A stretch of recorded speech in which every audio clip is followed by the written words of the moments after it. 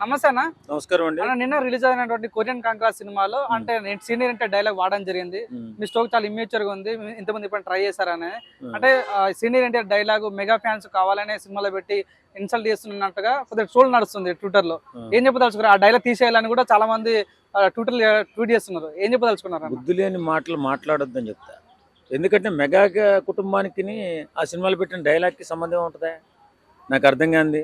వాస్తవంగా డైరెక్టరు, ఆ కథకుడు, రైటర్ ఎవరైతే ఉన్నాడో వాళ్ళు మాత్రమే రాస్తారు. ఆ డైలాగ్ అక్కడ మనం వాడుకుంటే బాగుంటుందని ఆలోచన ఉంటే వాళ్ళు పెట్టుకుంటారు.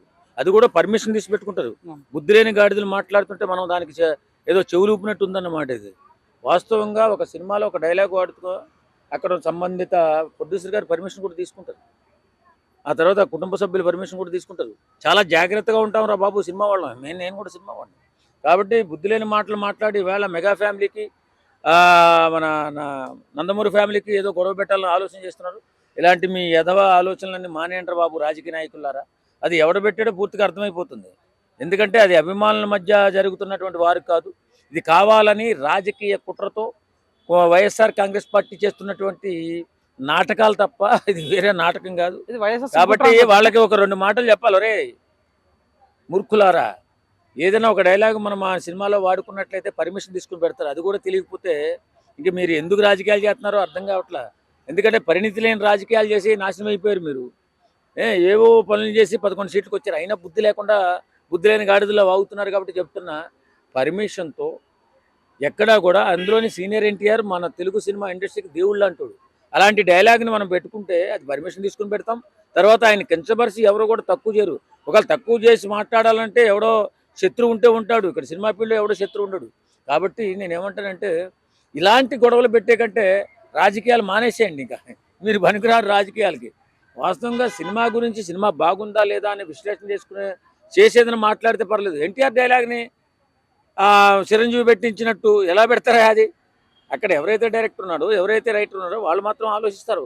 ఆ విధంగా ఆ డైలాగ్ అక్కడ పెడితే సినిమాకు ఉపయోగపడుతుంది, సినిమా బాగుంటుంది అని ఆలోచనతో పెట్టుకున్నాయి తప్ప బుద్ధి లేని గాడిదల్లా మారిపోయి మీలాగా నీచ రాజకీయాలు చేసి ఇలా తయారవడం కాదు. ఏదేమైనా ఇలాంటి సినిమాల పట్ల మీరు వివక్ష చూపకండి. ఈ మధ్యకాలంలో మేము సినిమా వాళ్ళం, మమ్మల్ని బతకనియంటారా బాబు.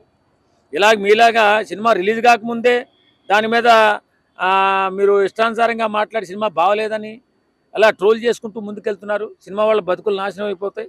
సినిమా వాళ్ళు ఉసిరి తగిలి 11 సీట్లు 5 సీట్లకు వచ్చేస్తాయి. అది గుర్తుపెట్టుకుని బతకండి మీరు. వాస్తవంగా ఎక్కడా కూడా ఏ సినిమా వాడు కూడా ఒక సినిమా వాడిని కించపరచాలని ఆలోచనే చేయడు. కాబట్టి మీలాంటి బుద్ధిహీనులు మాత్రమే ఇలాంటి ఆలోచన చేస్తారని మాకు అనిపిస్తుంది. అన్న దీనిపైన వరుణ్ సార్ రెస్పాండ్ అవ్వండు. మేము జస్ట్ ఇమిటేషన్ చేసాము, ట్రోలింగ్ ఏం చేయలేదు.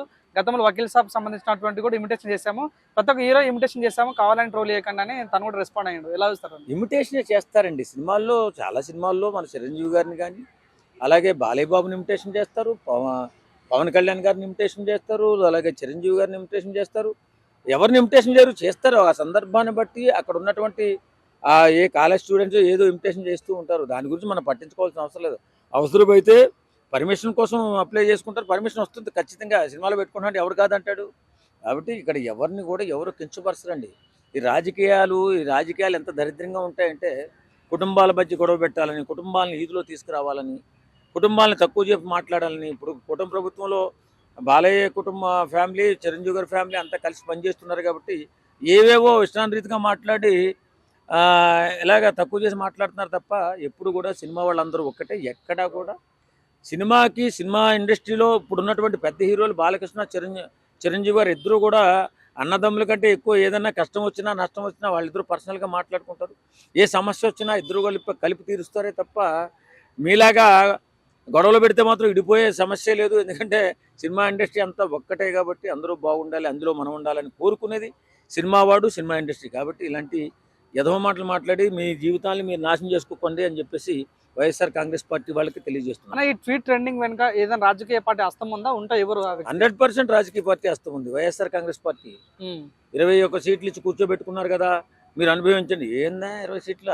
వాళ్ళెవరో 20 సీట్లు 21 సీట్లు తీసుకున్నారు, వాడు ఎవడో ఇవ్వాల.